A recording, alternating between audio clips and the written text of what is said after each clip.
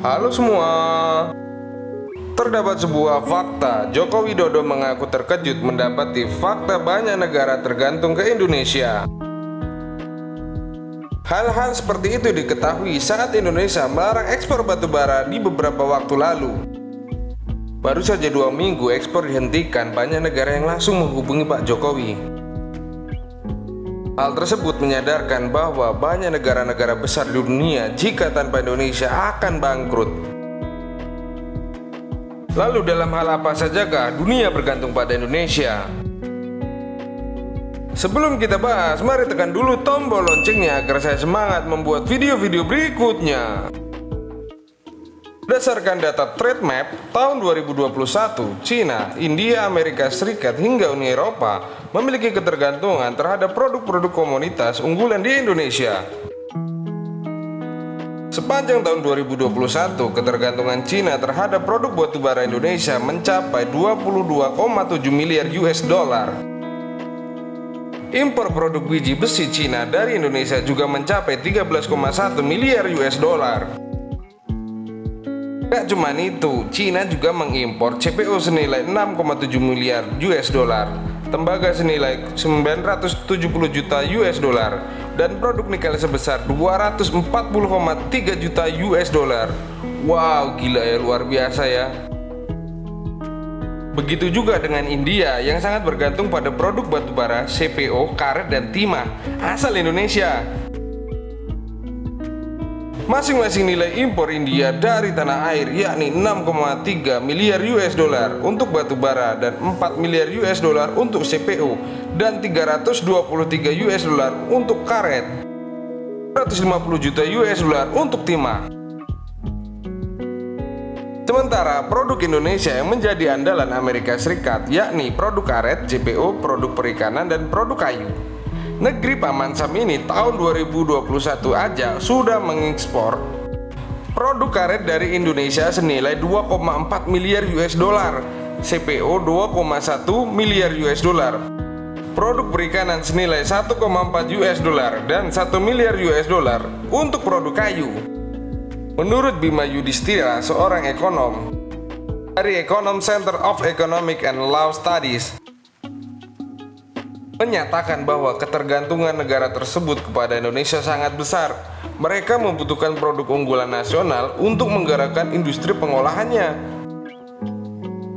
Bila saja Indonesia mengeluarkan kebijakan moratorium atau menghentikan ekspor produk-produk tersebut, maka ketiga negara itu bisa kelabakan. Bahkan jika ekspor batubara dihentikan di Indonesia, Cina dan India bisa gelap. Sebab pembangkit listrik mereka membutuhkan batubara sebagai penghasil listriknya. Kondisi serupa juga bisa dialami di Uni Eropa. Masih dari sumber yang sama, Uni Eropa memiliki ketergantungan yang sama dengan Indonesia. Apalagi yang sekarang Uni Eropa sedang mengalami krisis energi. Bisa pada mati kedinginan cuy. Diambil dari Badan Statistik, data ekspor migas Indonesia September 2022 ke Eropa Barat senilai 61,1 juta US dollar. Sedangkan ekspor non migasnya untuk Eropa Barat saja senilai 1,68 miliar US dollar dan ke Eropa Timur senilai 430 miliar US dollar. Wow, gila. Gak cuman itu, berdasarkan data Trade Map di tahun 2021, Uni Eropa mengimpor CPO senilai 2,5 miliar US dollar. Mereka juga mengimpor produk karet Indonesia hingga 1 miliar US dollar. Meski gitu, Bima mengingatkan agar pemerintah tidak terlena dengan manisnya keuntungan dari ekspor komoditas.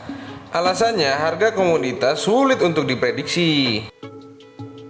Langkah yang diambil pemerintah yakni melakukan hilirisasi. Artinya produk-produk itu diolah menjadi barang setengah jadi agar bisa menjadikan nilai tambah.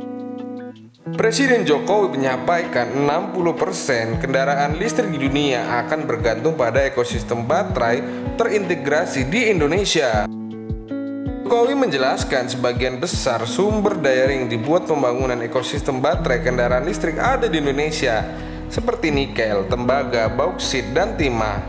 Tapi nggak cuma itu, Indonesia masih disebut kekurangan litium. Jokowi mengatakan sudah menyampaikan ketertarikan pada Australia untuk bekerja sama memasok litium. Menurut Jokowi, sumber daya dibuat menciptakan ekosistem baterai di dalam negeri sudah komplit. Hal ini penting harus dilakukan, yakni mengintegrasi proses hilirisasi sumber daya alam. Dan dikatakan ini tidak mudah. Setelah ekosistem baterai kendaraan listrik dibangun, Jokowi bilang investasi bakal berbondong-bondong masuk Indonesia. Beliau meyakini motor listrik dan mobil listrik akan menggantikan kendaraan konvensional. Presiden Jokowi sangat optimis bahwa Indonesia akan menjadi negara maju. Kata Joko Widodo, Indonesia harus bercermin pada Amerika Latin. Sejak tahun 50-60-an, mereka telah menjadi negara berkembang, namun tidak menjadi negara maju hingga saat ini. Karena mereka salah mengartikan keterbukaan ekonomi. Ekonomi mereka tumbuh besar, tapi tidak bergantung pada mereka. Jokowi juga bercermin pada Korea Selatan dan Taiwan.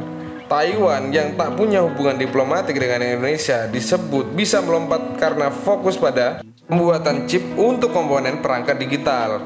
Walhasil banyak produk perusahaan besar Amerika Serikat yang bergantung pada Taiwan.